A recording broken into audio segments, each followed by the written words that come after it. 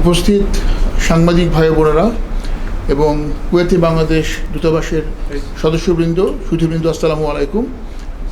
আমি প্রথমে আপনাকে ধন্যবাদ জানাচ্ছি আমার দায়িত্ব গ্রহণের প্রথম দিন এখানে আসার জন্য। আমি সর্বপ্রথম ধন্যবাদ জানাই গণপ্রজাতন্ত্রী বাংলাদেশ সরকারের মহামান্য রাষ্ট্রপতি এবং মাননীয় প্রধানমন্ত্রীকে আমাকে কুয়েতে রাষ্ট্রদূত হিসেবে যোগ্য বলে বিবেচনা করে নিয়োগ করার জন্য। আমি সর্বপ্রথম গভীর শ্রদ্ধা বলে স্মরণ করছি সর্বকালের সর্বশ্রেষ্ঠ বাঙালি জাতির পিতা বঙ্গবন্ধু শেখ মুজিবুর রহমানকে, যার নেতৃত্বে দীর্ঘ 9 মাস যুদ্ধ করে আমরা আমাদের এই স্বাধীন বাংলাদেশ পেয়েছি এবং যার ফলশ্রুতিতে আজকে পৃথিবীর বিভিন্ন দেশে আমাদের দূতাবাস প্রতিষ্ঠিত হতে পেরেছে। সে একই সাথে গভীর শ্রদ্ধা বলে আমি স্মরণ করছি আমাদের 30 লক্ষ শহীদদেরকে, যারা তাদের রক্তের বিনিময়ে আমাদেরকে দিয়ে গিয়েছেন লাল সবুজ পতাকা। আমি তাদের রুহের মাগফিরাত কামনা করছি এবং সেই একই সাথে বঙ্গবন্ধুর পরিবারের শহীদদের রুহের মাগফিরাত কামনা করছি। রাষ্ট্রদূত হিসেবে আমার প্রথম এবং প্রধান লক্ষ্য হবে যে ঐকান্তিকভাবে এবং আন্তরিকভাবে যেসব প্রবাসী বাংলাদেশি কুয়েতে আছেন তাদেরকে সেবা প্রদান করা। আমি চেষ্টা করব কনসুলার সার্ভিসকে আরও আধুনিকীকরণ করার জন্য, আরও সহজ করার জন্য। বেশ কিছু হটলাইন নাম্বার আমরা চালু করব যেগুলো 24 ঘন্টা খোলা থাকবে। যদি কোনো প্রবাসী বাঙালি কখনো কোনো অসুবিধায় পড়েন সেই নাম্বারে যোগাযোগ করে আমাদের দূতাবাস থেকে সহযোগিতা নিতে পারবেন। এছাড়াও ভ্রাম্যমাণ কনসুলার টিম আমরা গঠন করার পরিকল্পনা করেছি, যেগুলো মাসে বিভিন্ন দিনে কুয়েতে বিভিন্ন স্থানে গিয়ে কনসুলার সেবা প্রদান করবে, যাতে করে প্রবাসীদেরকে কষ্ট করে কুয়েত সিটিতে এসে কনসুলার সেবা গ্রহণ করার প্রয়োজন না হয়।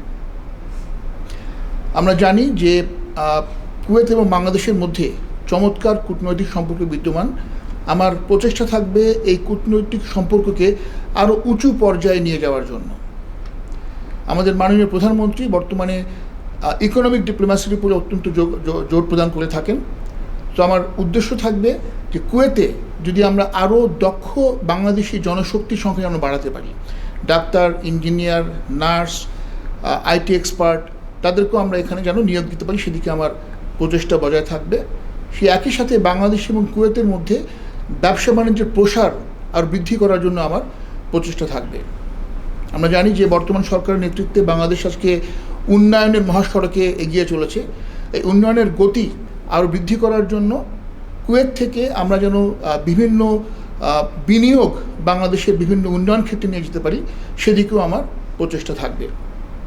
আমার আরও প্রচেষ্টা থাকবে দুদেশের জনগণের মধ্যে সম্পর্ক বৃদ্ধি করা, কুয়েতে বাংলাদেশের ভাবমূর্তি বৃদ্ধি করা এবং কুয়েত এবং বাংলাদেশের মধ্যে সাংস্কৃতিক বিনিময় আরও বৃদ্ধি করা।